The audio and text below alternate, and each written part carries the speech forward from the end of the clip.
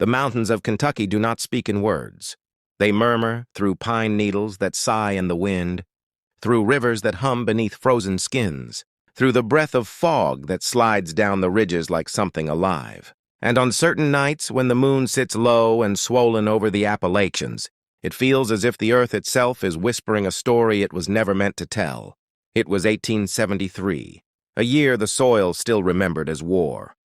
The Union had won, but the South had not healed. The hills were full of men with missing limbs and empty eyes, and of widows who prayed to the wind because no one else was listening. Jonathan Whitlock was one of those men. He had returned from the war with one arm and a bottle clutched in the other. What little light had survived inside him was buried when his wife, Sarah, died giving birth to twin daughters, Ruth and Ruby. The neighbors said she died screaming. Not from pain, but from fear. No one knew why.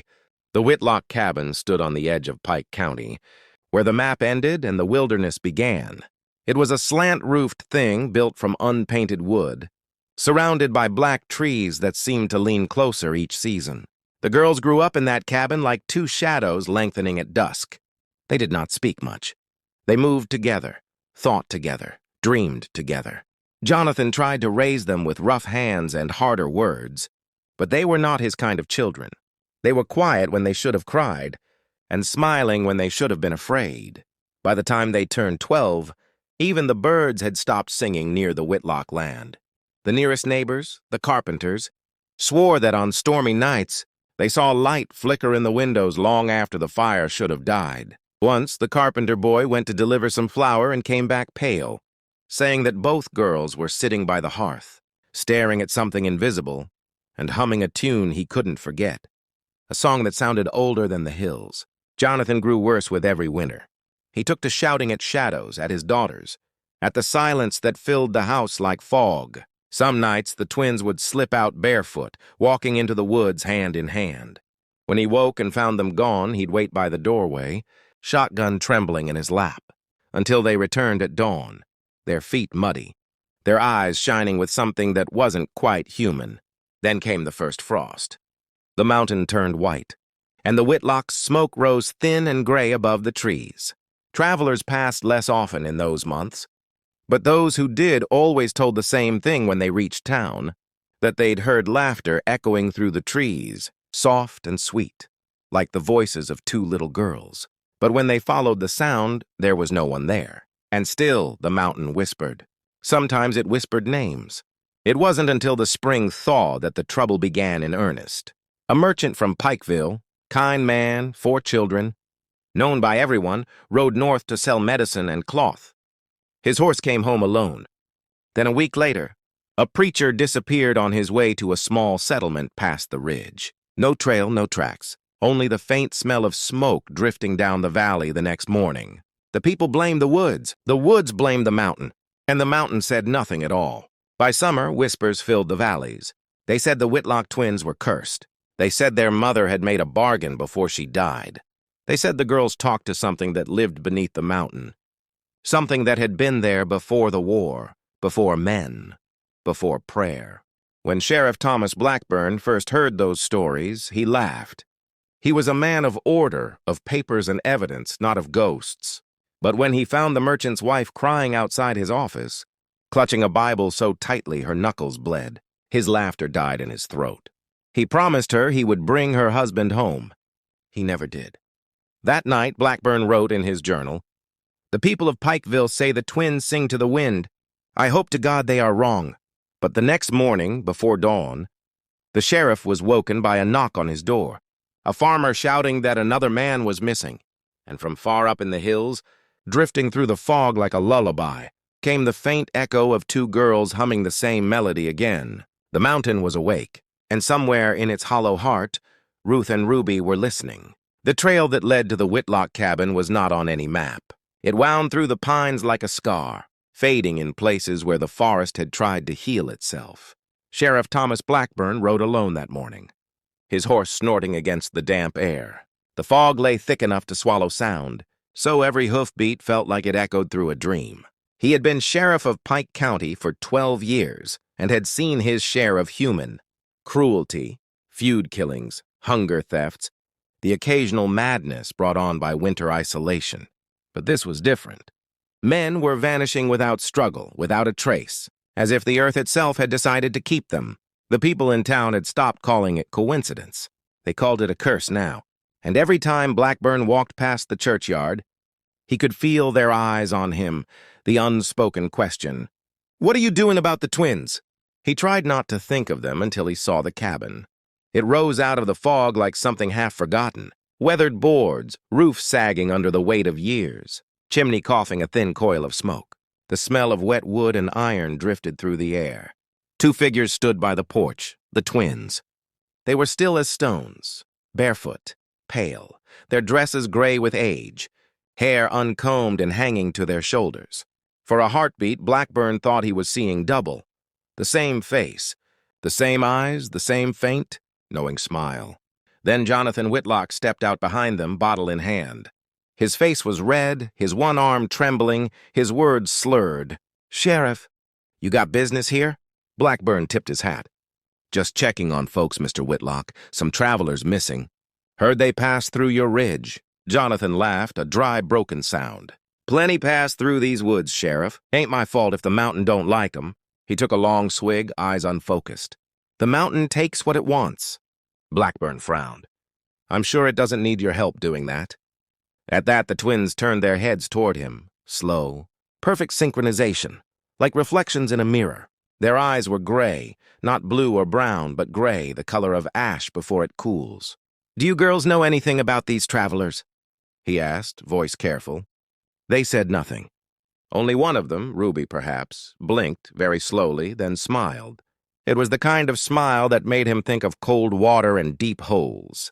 Blackburn noted the details, the smell of damp earth, the rust on the shovel leaning by the steps, the quiet so thick it seemed to muffle the birds. Then he left, promising himself he'd return with a warrant if needed. As he turned his horse, he heard them begin to hum, soft, two voices. Perfectly in tune, the sound followed him all the way, down the mountain, until it was swallowed by the wind. That night, the sheriff couldn't sleep. The sound of that humming crawled under his thoughts. He tried to drown it with whiskey, but it only grew clearer, a pattern, almost words, though in no language he'd ever heard. By morning, he had decided to go back. He gathered 2 deputies and a local trapper familiar with the terrain. They rode under the pretense of a missing person search, though everyone knew where they were really headed. The forest felt different this time, denser, darker, as if it resented intrusion. The air smelled of iron and pine sap. Crows watched from branches, silent. When they reached the clearing, the cabin stood unchanged, except there was no smoke this time. Jonathan was on the porch again, bottle empty, eyes bloodshot. He cursed them for trespassing. Blackburn ignored him and stepped forward. "Mr. Whitlock, we're searching for a preacher who passed this way." "Reverend Isaiah Morton." "You seen him?" Jonathan spat on the ground. "Preachers talk too much. Maybe he talked himself off a cliff." The sheriff's jaw tightened. "Mind if I look around?" Jonathan sneered. "Without a warrant? That'd be mighty unlawful, wouldn't it?" He was right, and Blackburn, bound by his own badge, could only grit his teeth and back down. But as he turned, he saw something in the twins' eyes, a flicker of movement, like candlelight on water. He couldn't tell if it was fear or laughter. They watched him ride away again, silent as snowfall. That evening, a storm rolled in. Blackburn sat at his desk in the dim lamplight, staring at the map of the county. He traced the roads, the rivers, the forgotten trails that cut through the mountains. Every line led to the same hollow, the Whitlock property. Thunder shook the window pane. He opened his notebook and wrote, "There's something wrong on that ridge. The father drinks. The girls. I don't know what they are. The forest feels alive there, not in a kind way." A gust of wind blew open the shutters. The lamp flickered, shadows stretching across the wall like reaching hands. And for a moment, just a moment, he thought he heard it again. That humming. Low, distant, but closer than before. When dawn came, the preacher's horse was found wandering at the base of the ridge, saddle torn, eyes wild. There was no sign of the reverend, only the faint echo of a song carried down from the mountains, rising and falling with the morning mist. And though the sheriff would later swear it was the wind, deep down he knew the truth. The mountain was singing back. By early May of 1873, the valley was restless. The spring thaw had come late, and the rivers ran higher than they should. It was said that when the mountains hold their breath too long, something beneath them begins to stir. And that year, the mountains had been holding their breath for far too long. The first to vanish was a man named Elias Turner, a merchant who traveled the ridges with a pack horse and a gentle heart. He sold cloth, tools, medicines, and gossip, the kind of man who stitched small towns together with kindness. He left Pikeville one morning under a clean sky, his horse's hooves clopping against wet clay roads. His wife remembered him smiling, tipping his hat, promising to be home before the week was done. He never came home. 3 days later, his horse was found grazing near the base of the northern ridge. The saddle was intact. The bags were gone. There were no footprints in the mud, no torn cloth, no blood. Only a strange pattern pressed into the soil beside the trail, circular, shallow, perfectly even, as though something heavy had rested there. The sheriff rode up the ridge again. This time he carried more men, lanterns, and a quiet sense of dread. They searched the hollows and creeks until the sun fell behind the trees. Nothing. And yet as the men descended, one deputy whispered that he'd heard singing somewhere through the fog, faint, childlike voices, humming a lullaby that seemed to come from everywhere and nowhere at once. The sheriff said it was the wind, but the deputy swore the song stopped when they called Elias's name. The next disappearance came a month later. The Reverend Isaiah Morton, a man too kind for the world he lived in. He walked with a worn Bible and the faith that the Lord watched even over these forgotten mountains. He'd made it a habit to visit the isolated homesteads, to baptize, to bless, to pray for the souls that had no church. On the evening of June 12th, he was seen by a farmer on the Pike County Road. The farmer said the Reverend had smiled and said, "One last visit before the storm. Then I'll rest." He was heading toward the Whitlock Ridge. The storm came that night, thick and furious, thunder shaking the valley like the voice of an angry god. The Reverend did not return. When the skies cleared, Blackburn followed the Reverend's path. He found the road washed out in places, the tracks lost beneath fresh mud. The Whitlock cabin stood silent when he arrived. Shutters closed. No smoke from the chimney, only the faint smell of something burnt and sweet, like sap and rot. Jonathan Whitlock met him at the door. His eyes were bloodshot, his face drawn. "The preacher came by?" Blackburn asked. Jonathan shook his head too quickly. "Ain't seen no preacher. Ain't seen nobody." Behind him, two shapes hovered in the dimness. The twins, watching, silent. The sheriff felt the hair rise on his arms. He couldn't see their faces clearly, but he could feel their gaze, cold, unblinking. He tipped his hat, forced a thin smile, and turned away. As he rode down the trail, the wind carried the faint echo of a hymn, low, broken, almost human. By the end of summer, 3 more were gone. A trapper, a doctor, and a runaway bride trying to reach Tennessee. Each name became another ghost whispered over the fire in Pikeville. Each disappearance made the sheriff's chest feel heavier. He was a man of law, not of fear, but even the law bends in places where the light doesn't reach. He stopped sleeping through the night. He stopped laughing in town. The last time he visited the church, the Reverend's wife was there, eyes red, hands trembling, clutching her husband's old Bible. She placed it on the altar and whispered, "He said the mountain listens, but it doesn't forgive." That night, a storm rolled down the valley again. Blackburn stood by his window and watched lightning crawl across the ridge. For a moment, in the flash of white light, he thought he saw them, 2 figures standing among the trees, side by side, still as stone, and just before the thunder broke, he could swear he heard them whisper his name. Morning came gray and hollow. The sheriff mounted his horse before sunrise. He didn't tell anyone where he was going, but the deputies knew.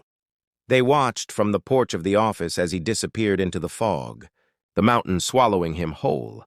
By the time he reached the Whitlock clearing, the mist was so thick he could barely see his horse's reins. The cabin loomed out of the white like a ghost ship in fog. He dismounted and knocked once. No answer. He knocked again, harder. The door creaked open. Jonathan sat slumped at the table. Empty bottle in front of him, eyes glassy but awake. Behind him stood Ruth and Ruby, not speaking, not blinking, the same faint smile curving their lips. "Where's Reverend Morton?" the sheriff asked. Jonathan stared into his drink. "If you're smart, Sheriff, you'll stop asking the mountain its secrets. It don't like to answer." And from somewhere deep within the cabin, beneath the floorboards, came a sound. A dull, rhythmic hum. Not wind, not human. Blackburn stepped back, heart hammering. He wanted to draw his revolver but couldn't think of a reason that made sense. The sound grew louder, like a distant drumbeat, or a heartbeat too deep to belong to anything alive. Then silence. Ruth tilted her head. Ruby followed. And together they said softly, voices like mist, "The mountain's awake now, Sheriff." He left before dark. Didn't speak a word all the way down. When he reached town, the men waiting by the office saw his face, pale, eyes hollow, and said nothing. That night, Pikeville slept uneasy. Dogs howled without cause. Lamps flickered for no reason. And from far up in the mountains, a song drifted down through the fog, sweet, sorrowful, and older than the town itself. And so, as the rain returned and the fires dimmed, the story slid deeper into its hollow, where truth began to blur with legend. The fog came down heavy that week, thick as milk and colder than breath. It rolled through Pike County like a tide, swallowing fences, roads, and reason. Children stopped playing outside. Even the church bell seemed muffled, its chime reduced to a hollow ache in the air. By the third morning, no one could see farther than 10 steps from their door. And when the fog lingers that long, the old-timers said, the mountain's moving beneath it. Sheriff Blackburn didn't believe in folklore, but he did believe in the silence of missing men. And so he gathered 6 deputies, a local guide, and 3 lanterns, and rode up toward the ridge once more, to look for Reverend Morton and maybe for God himself. The horses grew restless the moment they entered the tree line. Their breaths steamed white against the gray air. Branches dripped from the night's rain, each droplet falling with a sound that seemed louder than it should. The sheriff's guide, a man named Harlan Pike, spoke little. He was born in these hills and treated them like a sleeping animal, careful not to disturb it. As they climbed, Harlan murmured, "These woods ain't empty, Sheriff. They're just patient." For hours they rode in silence. No birds, no wind, just the crunch of wet leaves and the distant groan of trees bending under fog. Then, as they crossed a narrow clearing, one of the deputies stopped his horse. "There," he said, pointing toward the ground. Footprints, small ones, barefoot. They led off the trail and vanished at the roots of an old elm. The sheriff dismounted, crouched, and ran his fingers along the prints. Cold, fresh, too small to be a man's, too perfect to be chance. When he looked up, something moved in the fog, 2 shadows, side by side, slipping between the trees. He called out, "Ruth, Ruby!" The shapes froze, then melted back into the gray. The men followed, lanterns swaying, their light cutting through mist in trembling arcs. The air smelled of damp soil and smoke.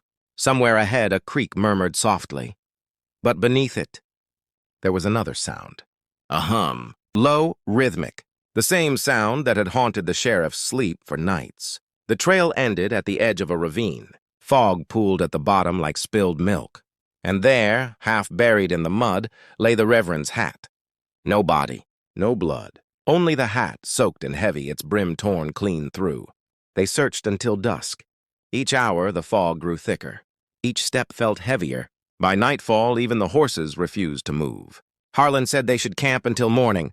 The sheriff agreed, though his gut twisted like a rope. They built a small fire near the ravine. The flames fought the damp air, crackling weakly, painting the fog with nervous light. The men spoke little. Someone began humming without realizing it. The same strange melody that had haunted the town. The sheriff snapped, "Stop that!" The deputy blinked. Stop what? No one had seen him move his lips. The fire hissed, spitting sparks. Somewhere beyond the fog, a twig snapped. Blackburn stood, revolver drawn. "Who's there?" No reply.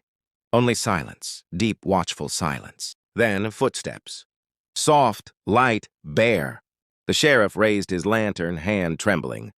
For a second, he thought he saw them again. The twins, standing just beyond the firelight.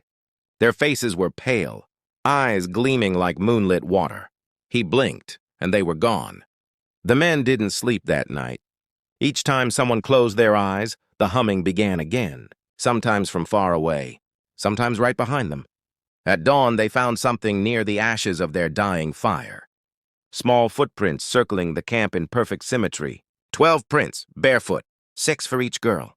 The sheriff stared at them for a long time, the morning light trembling across his face. "Mount up," he said finally. "We're leaving." Harlan didn't argue. None of them did. As they descended, the fog began to thin, curling back into the valley like something retreating. Satisfied. At the foot of the ridge, Blackburn turned his horse for one last look. Through the veil of mist, he saw the Whitlock cabin, barely visible, but there. And on the porch, 2 figures stood side by side, their dresses fluttering like torn prayer flags in the breeze. He could swear they were smiling. That night, the sheriff sat alone in his office. He poured whiskey into a chipped glass, but the tremor in his hand wouldn't let him drink. Instead, he opened his notebook and wrote, "We searched the ravine. We found the preacher's hat. We heard voices. 2 of them. This was not weather nor wind. The mountain is watching." He stopped, pen hovering. From outside, through the thin window, came the faintest echo of that hum again, drifting down from the hills like a child's bedtime song carried by ghosts. He set the pen down, closed the book, and whispered to the dark, as if to a living thing, "If you're listening, leave my people be." The fog didn't answer, but the floorboards creaked, slow, deliberate, like footsteps from somewhere below. And so, as the sheriff's candle guttered and the valley fell silent, the mountain drew one breath deeper and waited. The autumn of 1873 arrived without color. The leaves didn't burn red that year. They turned brown, brittle, and fell too soon, as though the trees were trying to bury the ground before something else did. The fog never truly left, it only thinned. And beneath it, the mountain kept humming. Sheriff Blackburn hadn't been sleeping. The humming came to him in dreams now, low, steady, alive. When he woke, it was still there, faint, but real, like the mountain was whispering through the bones of his house. He began to hear it in the ticking of his pocket watch, in the dripping of rain through the roof. Even his heart seemed to match its rhythm. He told himself it was exhaustion. He told himself a lot of things. Then, on October 3rd, a farm boy came down from the ridge, pale and shaking. He said his dog had run off chasing a rabbit, and when he went after it, he found something in the hollow near the Whitlock land. Something wrong. By dusk, the sheriff and 2 deputies were riding up again, lanterns swaying, the path slick with recent rain. The air had that strange metallic scent again. Iron, wet earth, and something faintly sweet, like sap or blood. The boy led them to a narrow clearing. At the center was a small mound of dirt, half sunken into the ground. The soil was disturbed as if something had been buried or had crawled out. The sheriff knelt and brushed away a few handfuls of dirt. What he uncovered was not a grave, not exactly. It was a trapdoor. Old wood, swollen from the damp, covered in strange carvings. The symbols curved and spiraled like vines, repeating over and over in uneven lines. Blackburn felt his stomach knot. "Fetch the lantern," he said quietly. One deputy hesitated. "Sheriff, maybe we come back with more men." "No," Blackburn said. His voice was low, but something in it made them obey. He wedged the crowbar beneath the wood. The trapdoor groaned, then cracked open, a sound like a sigh escaping the earth. A rush of air hit them, cold, damp, and wrong. It smelled of clay, rot, and something sweet enough to make the stomach turn. The sheriff lowered the lantern into the opening. The light touched dirt walls, uneven steps leading down, and at the bottom something glinted. Metal. Dozens of them. He climbed down first, boots sinking into soft soil. When his eyes adjusted, he saw what filled the chamber. Shoes, rings, pocket watches, a leather satchel, a Bible. He lifted the Bible, its pages swollen and darkened by moisture. Stamped on the cover, Reverend Isaiah Morton. The air thickened. The deputies whispered prayers under their breath. "Search the corners," Blackburn said. His voice barely carried. The men obeyed, lanterns shaking. They found more, small objects, piled neatly. Personal things, trinkets, all belonging to the missing. But no bones, no blood, no bodies, only earth. and symbols. Hundreds of them carved into the walls, looping and repeating like the rhythm of a song. When one deputy brushed a hand against the wall, he flinched. "It's warm," he said. The sheriff placed his palm there, and yes, it was. The dirt pulsed faintly, like a living thing breathing just beneath the surface. He stepped back, chest tight, eyes scanning the chamber. At the far end, half hidden by shadow, he noticed something else. Small footprints in the soil. 2 sets, bare and clean, leading to the wall and ending there, as if the children had walked straight into the earth. A sound echoed from above, a floorboard creaking. The sheriff froze. Then another creak. And another. The men turned toward the trap door. A figure was standing over it, silhouetted by lantern light. A girl's face, pale, expressionless. "Ruth," the sheriff whispered. The girl didn't answer. She simply tilted her head, hair falling like shadow across her cheek. Then, in a voice soft enough to break a man's will, she said, "You shouldn't have come down here." The lantern flickered. The flame bent sideways as if the air itself moved, and from the soil behind them came the faintest vibration, the hum returning, deeper now, closer. "Out!" the sheriff barked. "Now!" They scrambled up the steps. As Blackburn reached the surface, the cold air hit his lungs like water. He turned just in time to see the trapdoor slam shut behind him, on its own. The sound echoed through the clearing like thunder. When they returned to Pikeville that night, no one spoke on the ride down. The boy who'd led them refused to look back. The deputies rode stiff and pale, hands clutching their crosses. In town, Blackburn locked himself in his office and opened his notebook again. His hand trembled as he wrote, "Found a chamber beneath the Whitlock Ridge. Reverend's Bible among the remains. No bodies, only the earth breathing. One of the girls appeared, warned us. I think they live between the mountains' breaths." He stared at the words for a long time before adding one more line. "Whatever is buried there is not done yet." He closed the book, and outside the fog began to rise again. It moved like smoke, like something trying to take form. That night, in the Whitlock cabin, Jonathan sat by the dying fire.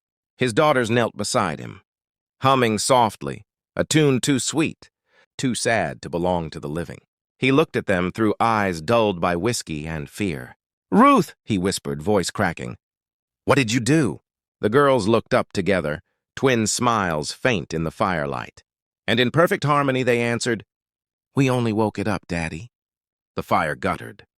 The cabin exhaled, and far beneath the floor, something shifted in the soil. And so, as the embers dimmed and the earth trembled softly, the story descended further, toward the trial that would never silence the mountain. The morning after the discovery, Pikeville woke in uneasy silence.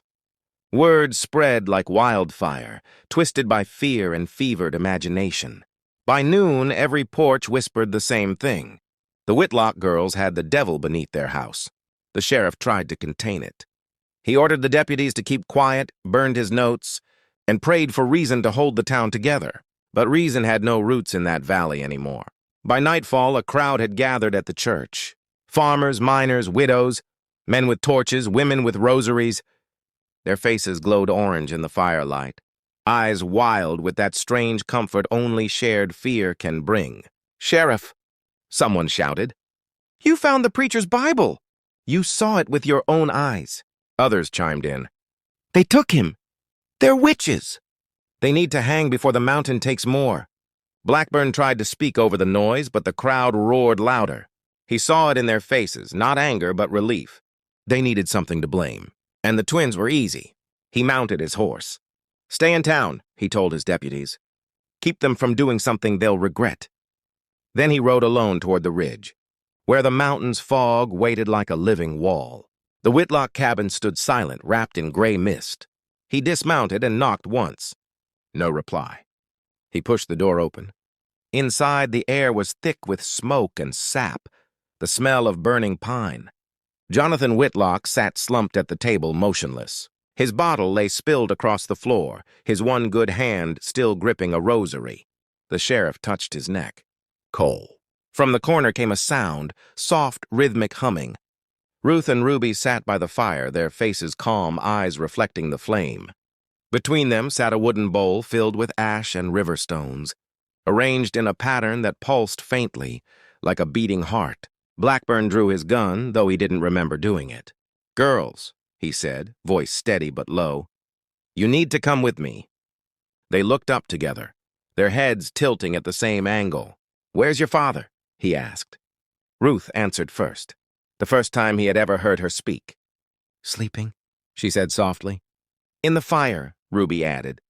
The sheriff's stomach turned. He stepped closer and saw it, the faint outline of a boot among the coals. "Dear God," he whispered. Ruby smiled faintly. "He's with it now." He wanted peace. Blackburn holstered his gun, grabbed the girls by their arms, and pulled them to their feet. "You're coming with me," he said. "Now." They didn't resist. They didn't speak again. They simply walked in perfect unison out the door and down the path, bare feet silent on the wet earth.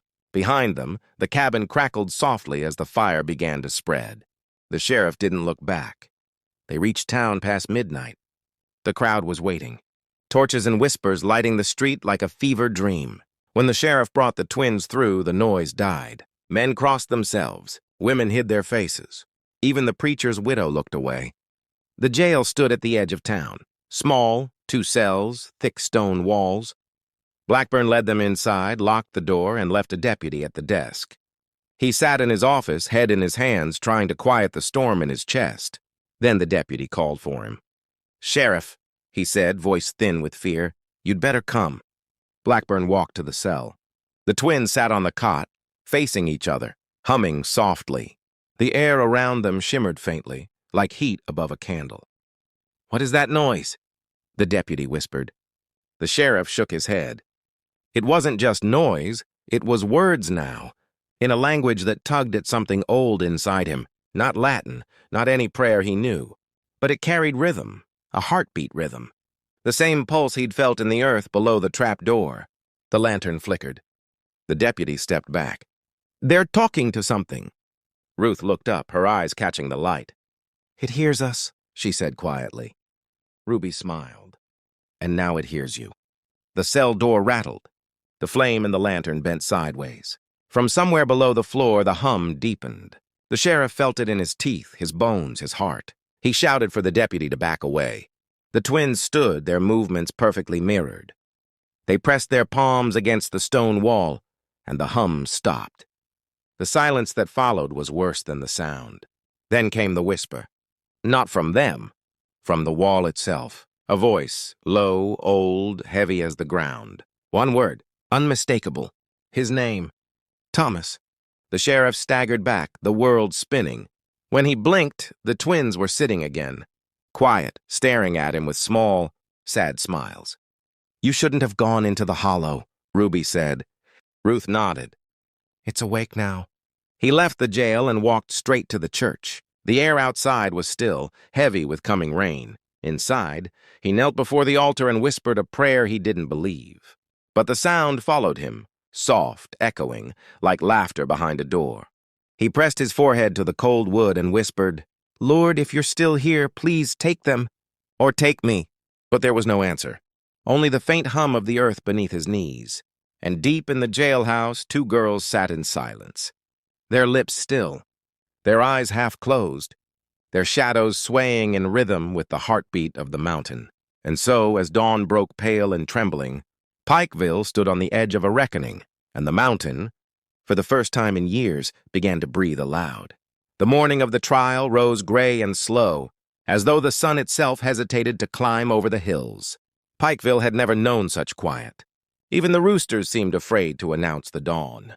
A cold wind rolled through town, carrying the scent of rain and iron, the same scent that always came before something terrible. The Whitlock sisters were led from the jail just after sunrise, barefoot, wrists bound with rough rope. Their dresses were clean now, though torn at the hem. Ruth walked first, Ruby behind, or perhaps the other way around. It no longer mattered. They moved as mirrors always move, without choice, without separation. The townsfolk gathered in silence. Men held their hats in trembling hands. Women clutched their children as if their arms could protect them from stories. Even the preacher's widow stood among them, pale as the sky, her eyes following. The twins with a gaze too soft for hate and too heavy for forgiveness. Sheriff Blackburn rode behind the wagon, hat low, jaw tight. He hadn't slept in 2 days. The hum in his skull had grown louder, no longer constant, but pulsing like something that matched his heartbeat. Each pulse carried the same whisper. You brought them down from the mountain. You woke it up. He tried to drown the thought, focusing instead on the courthouse ahead. It wasn't built for judgment. Just a 2-room structure with peeling, paint, and a bell that rang too, harshly for mercy. But that morning it looked like a temple raised to fear. Inside, the air was thick. The wooden benches overflowed. Journalists had come from neighboring counties, eager for a story that reeked of damnation. Sketch artists sharpened pencils, trying to catch the faces of the Appalachian witches before justice erased them. The judge, a man named Carver, took his seat, his robe still damp from the mist outside. He was a God-fearing man, but his God had grown small beneath these mountains. He cleared his throat, voice echoing off the walls. This court is convened for the trial of Ruth and Ruby Whitlock, accused of murder, abduction, and acts of witchcraft against the people of Pike County. The word witchcraft fell like a hammer. A murmur rolled through the crowd. No one laughed. The twins were brought to the stand. They didn't flinch, didn't look around. They just stood there, heads slightly bowed, as if listening to something far away. The prosecutor, a young man eager for glory, paced before them. He listed the names of the missing: Elias Turner, Reverend Isaiah Morton, the trapper, the doctor, the runaway bride. He lifted the Bible found beneath their home, its pages still damp. This, he said, voice shaking, was buried under their floor, along with the belongings of the lost. The crowd gasped. Someone began to sob softly. He turned toward the twins. What do you have to say, girls? Silence. He slammed the table. Did you kill them? No answer. He stepped closer. Did you bury them beneath your home? At last, Ruth lifted her eyes. They were not the eyes of a child.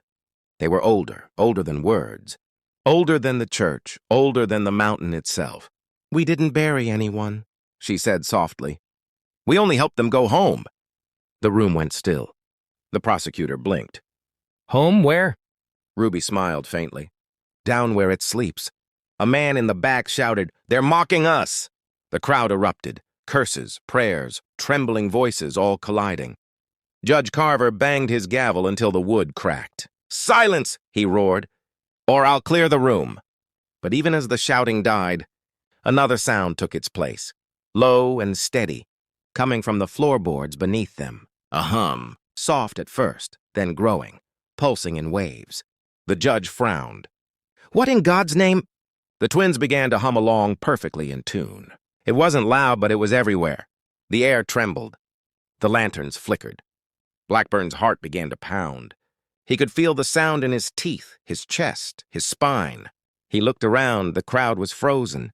Faces pale, some weeping without knowing why. Then, as suddenly as it began, the sound stopped. The silence left behind was unbearable. Judge Carver swallowed hard.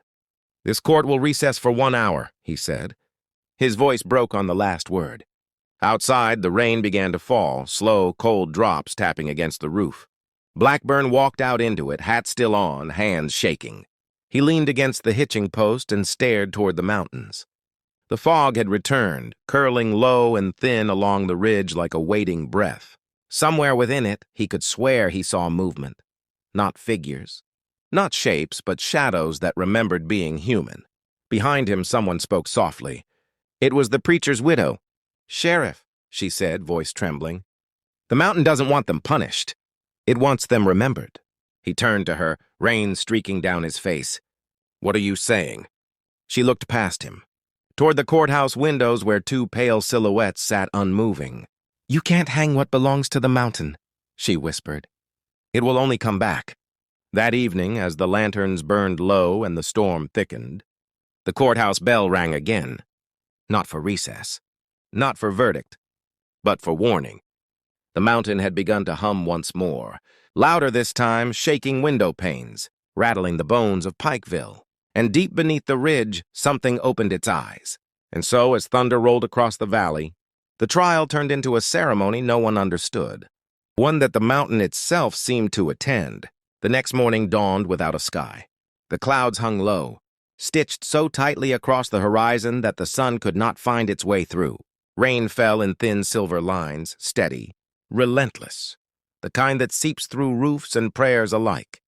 Inside the courthouse, candles flickered weakly, their flames pale against the gray light. The benches were full again, the same faces, only now quieter. The mountain had stolen the sound from them during the night. Ruth and Ruby were brought back in chains. Their faces were calm, even peaceful, as though this place and its rituals had nothing to do with them. They stood before the judge, and once again their stillness unnerved the room. Sheriff Blackburn sat behind them, hat in his hands, eyes hollow. He hadn't slept, hadn't eaten. All night he'd heard it, the hum, deep beneath the town, rising and falling like waves under soil. It had become a rhythm now, a breathing thing. When the trial resumed, the judge's voice trembled. He read the charges again: murder, witchcraft, consorting with dark forces. Each word sounded smaller than the one before it. The prosecutor spoke first. He built his case on fear, evidence gathered from the hollow, objects tied to the missing, the Reverend's Bible. His voice cracked when he described the trap door. He avoided looking at the twins. Then the defense spoke, a young lawyer appointed by duty, not belief. He pleaded their youth, their loss, their father's madness. He argued that fear had turned the town against two girls who had never been seen with a weapon, never been caught in the act. But the crowd's silence told him reason had no purchase here. When he sat down, he whispered to the sheriff, "They've already decided." The judge called the twins to speak. Ruth stepped forward, her chains clinking softly. Her voice, when it came, was calm, almost kind. "We didn't mean to wake it," she said, "but it was lonely. It called to us." The judge frowned. "What called to you?" Ruby lifted her eyes. "The mountain," she said softly. "It remembers everything you bury." A murmur spread through the room. The judge struck the gavel once, twice, but the sound barely carried. "You confessed to the killings, then?" he demanded. Ruth shook her head. "We only listened. It told us who to bring home." The prosecutor leapt to his feet. "Home? You mean the hollow where their things were found? You buried them!" Ruby's lips curved in that strange half-smile. "No," she said. "The mountain did." Outside, thunder rolled. The sound pressed against the windows like a hand. The judge exhaled slowly. "Enough of this," he said. "The jury will deliberate." They left the room, 12 men pale as ghosts, and in less than an hour they returned, faces unchanged, eyes avoiding the twins. The foreman rose, voice shaking. "Guilty on all counts." A single breath passed through the crowd, a collective sigh of relief and fear, as if they'd finally appeased something unseen. The judge nodded. "The sentence is death by hanging," he said. "At dawn tomorrow." The gavel fell and the storm broke open. Rain pounded the courthouse roof. Thunder tore through the valley like a scream that had waited too long to be heard. People fled for cover, clutching their coats, their children, their guilt. The sheriff didn't move. He stared at the twins, still standing as calm as statues. "Do you understand what this means?" he asked quietly. Ruth turned to him. "We understand more than you do," she said. Then softly, "It's not us they want." "Then what is it?" he asked. Ruby looked toward the floor. "The thing beneath your feet." Before he could speak again, the lanterns flickered. The wood beneath them creaked. A sound rose, faint at first, then stronger, the same hum, but now woven with voices, many voices. The townsfolk froze. The judge clutched his gavel like a weapon. The prosecutor fell to his knees, muttering a prayer that wouldn't come out right. The twins lifted their hands, slow, deliberate, and pressed their palms against the table. The humming deepened. The floor trembled. Dust drifted from the ceiling. A candle toppled, its flame dying in an instant. And in that moment of darkness, the sheriff heard something moving beneath the floor, something vast, shifting like stone grinding against bone. Then silence. The storm outside stopped mid-breath. Not even rain dared fall. When the light returned, the twins were smiling again. Not cruelly, but with a strange tenderness, as though they pitied everyone in the room. "You can't kill the mountain," Ruth whispered. That night, Sheriff Blackburn couldn't leave the courthouse. He stood by the window and watched lightning crawl over the ridge. Each flash seemed to reveal faces in the fog, fleeting, pale, half-formed. He poured whiskey but didn't drink. The preacher's widow's words echoed in his mind. You can't hang what belongs to the mountain. He closed his eyes. And through the sound of thunder and wind, he heard it again, faint, almost like a lullaby. Two voices singing in harmony. The same song that had haunted him since spring. The same song that would play beneath the gallows come morning. And so, as dawn waited just beyond the storm, Pikeville prepared to cleanse itself, not knowing that what they feared most was already part of them. Dawn came gray and unkind. The air was heavy with the scent of wet rope and pine smoke. Fog lay thick over Pikeville, curling between rooftops like something alive, something waiting. The gallows stood in the town square, 3 beams of rough timber, darkened by rain already slick beneath the morning drizzle. The crowd had gathered before sunrise. Men with trembling hands, women with shawls pulled tight around their faces, children clinging to the hems of skirts. The twins were led from the jail in silence, barefoot again. Their dresses pale, almost white now, like shrouds. Their wrists were bound, but their faces were calm, not defiant, not afraid. Just calm, as if they had already accepted that the world below them would one day open again. Sheriff Blackburn walked behind them. His boots sank into the mud. Each step felt heavier than the last. He had not slept, not prayed, not written another word in his book. When they reached the platform, the judge was already there, robe clinging damp to his legs, face pale as milk. He tried to speak, but the first words caught in his throat. He cleared it once, twice, then said softly, Ruth and Ruby Whitlock, you have been found guilty by the people of Pike County for the murders of... Thunder rolled across the valley, swallowing his voice. He waited for it to fade. It didn't. The sound didn't end. It grew, deep, low, steady, not from the sky, but from the ground beneath their feet. The hum had returned. The twins exchanged a glance. Just a glance, small, almost tender. Ruth's lips moved first, whispering something to her sister. Ruby nodded. Then they began to hum. It was the same tune, the same one that had haunted the valley for months. Sweet and low, the melody of something ancient and patient. The sound wrapped itself around the crowd, gentle at first, then tightening. Somewhere in the throng, a woman screamed. Someone else began to pray. But most stood still, spellbound, unable to look away. Blackburn wanted to stop it. He wanted to shout, to run, to break the ropes and drag the girls back to the ridge where they belonged. But his body betrayed him. His heart pounded in rhythm with the hum. He could feel the pulse of the mountain inside his chest. The judge lifted his trembling hand. Proceed, he whispered to the hangman. The hangman stepped forward.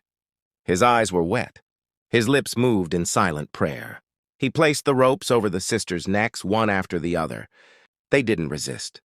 The storm above them groaned.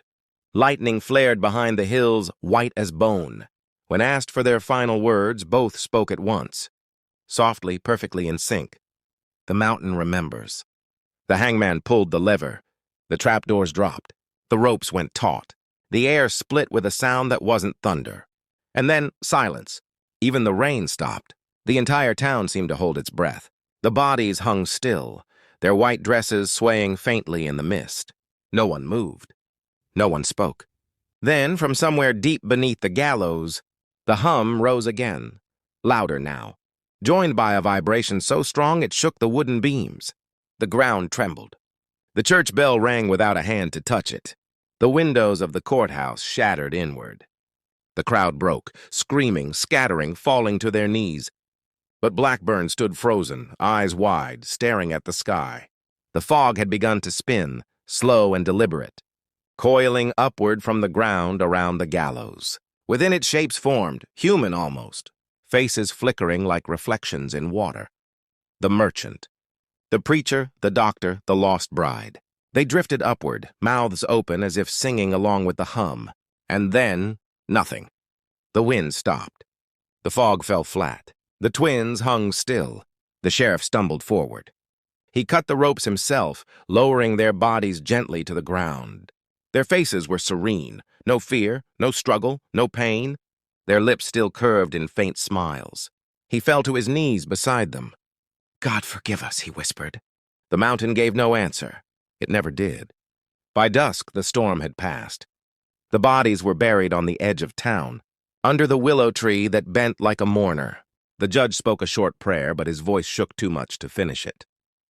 When the last shovel of dirt fell, the earth trembled again, soft, almost like a sigh. Some swore they saw the ground rise slightly, as if something beneath had turned in its sleep. That night, the sheriff sat on his porch listening. The valley was quiet save for the river and the wind. And yet beneath it all, faint, almost gentle, the hum remained. It came not from the mountains anymore, but from the ground right beneath his boots. And so as night gathered over Pikeville, the mountain began to sing again, not in anger, but in remembrance. Because some things do not die when buried. They only wait to be called by name. Autumn lingered longer than it should that year. The air over Pikeville stayed damp and gray, the fields too soft for plowing. Even the river moved slower, as if the water itself feared what it carried.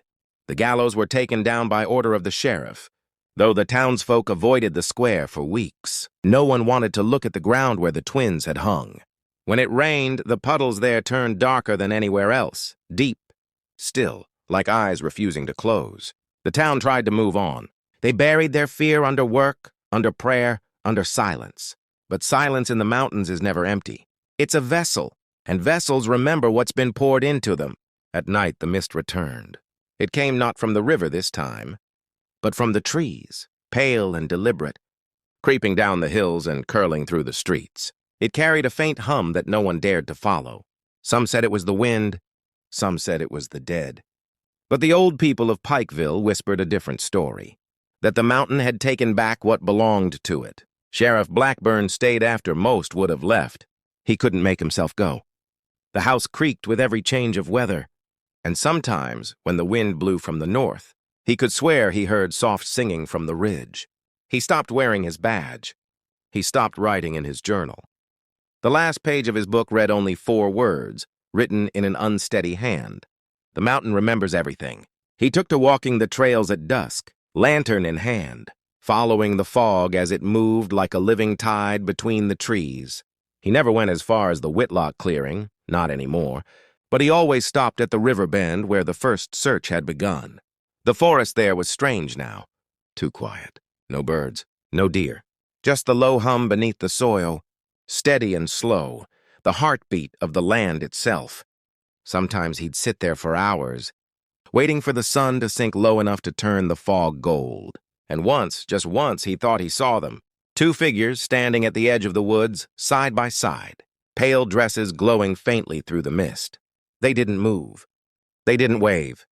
They just stood watching him. He didn't raise his lantern. He didn't speak. He simply nodded, the way one nods to an old grief that never left but learned to stay quiet. When he blinked, they were gone. The years passed slowly. New families came, the mines opened, the roads widened. The town changed its face, but not its heart. People built new homes on the ridges, forgetting the names buried beneath them. Children played in the meadows, chasing each other through the fog. And yet, every so often, one would stop, mid-laugh, mid-breath, and turn toward the hills. They'd tilt their heads as if listening. Then they'd smile faintly, the way Ruth and Ruby once did. Parents would call them back, voices tight, pretending not to notice the chill that ran through their bones. The mountain was quiet now. Yes, but quiet is not the same as peace. Decades later, when Pikeville had grown into a proper town with electric lights and paved roads, a historian came through. She was young, curious, full of that modern arrogance that believed all mysteries could be solved. She asked about the Whitlock twins, about the trial, about the missing men, but no one in town would speak to her. The oldest still living simply shook their heads. Before leaving, she visited the courthouse archives. Most of the records were missing. The pages from 1873 had been burned. Only fragments remained, brittle and dark at the edges. One page survived, the sheriff's handwriting, half-faded, water-stained. They sang when the wind stopped. They smiled when the ground moved. And when the gallows fell quiet, the mountain breathed out. The historian left puzzled, disappointed.